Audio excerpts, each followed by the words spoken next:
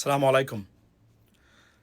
শেখ হাসিনার সাবেক প্রধানমন্ত্রী শেখ হাসিনার বাগ্নি শেখ রেহানার মেয়ে টিউলিপ সিদ্দিকী, যিনি ব্রিটেনের অ্যান্টি কারাপশন মিনিস্টার এবং সিটি মিনিস্টার, প্রথম বাংলাদেশি মন্ত্রী, জন্য ব্যাড নিউজ। একটু আগে দেখলাম যে স্কাই নিউজ, সেই বিখ্যাত স্কাই নিউজ এবং ফিনান্সিয়াল টাইমস, তারা বলছেন যে আপনার টিউলিপ সিদ্দিকির চলে যাওয়ার সময়ের ব্যাপার এবং যে কোন সময় পদত্যাগ করতে পারেন টিউলিপ সিদ্দিকী, অর্থাৎ এই স্ক্যান্ডালের কারণে। Very sad news for Bangladesh. I mean, regardless of our political affiliations or belief or connection, ladies and gentlemen, because প্রথম বাংলাদেশি মন্ত্রী যিনি পদত্যাগ করবেন দুর্নীতির দায়ে। It's a shame for Bangladesh and bad news for Bangladesh. And the good news is that আপনি যেই হন, বাংলাদেশের এই দুর্বৃত্তায়িত রাজনৈতিক ব্যবস্থা যে লুটপাট হয়েছে, বাংলাদেশ বিরোধী কর্মকাণ্ড হয়েছে, দুর্বৃত্তায়িত রাজনৈতিক ব্যবস্থার সুফল যারা নিয়েছেন, পরিবারতান্ত্রিক ব্যবস্থা চালু করে বাংলাদেশকে কুক্ষিগত করে রেখেছিলেন যারা, তাদের বিরুদ্ধে অ্যাকশন শুরু হয়েছে, not only in Bangladesh but also I mean abroad too. এবং এটা তার সুস্পষ্ট প্রমাণ।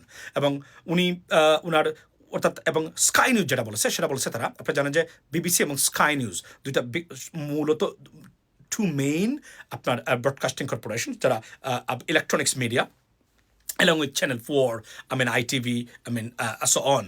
But তারা বলছেন যে আপনার ইভেন টিউলিপ সিদ্দিককে রাখা, ইভেন উনি পদত্যাগও যদি করেন আগামীকাল বা সরিয়ে দেওয়া হয় আগামীকালকেও, তারপরে ব্রিটিশ প্রধানমন্ত্রী এবং ব্রিটেনের গভর্নমেন্টের বা লেবার পার্টির জন্য, লেবার গভর্নমেন্টের জন্য যে ক্ষতি হয়েছে তা রিকভারেবল, অর্থাৎ এটা কোনোভাবে রিপ্লেস করা যাবে না, এমন একটা এটা উদ্ধার করা যাবে, পুনরুদ্ধার করা যাবে না যে ক্ষতি বা substantial amount of but damage has been done in this regard, ladies and gentleman. So it's so bad news for the Labour government and the prime minister of the United Kingdom. So এটাই তারা বলছেন।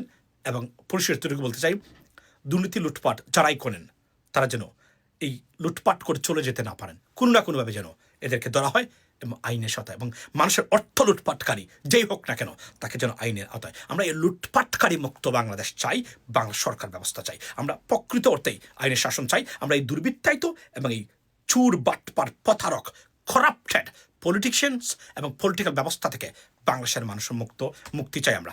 এটাই হচ্ছে আমাদের fight এই মুহূর্তে, fight for our country against this brutal crustless political systems and politicians. Ladies and gentlemen, make sure you support it, and thank you so much for your supports, I mean in TikTok, ladies and gentlemen. And unfortunately we don't know that it might be gone in 2 to 3 days, but let's see, we hope for the best. Okay, fingers crossed, ladies and gentlemen. Stay blessed and see you next time. Assalamu alaikum.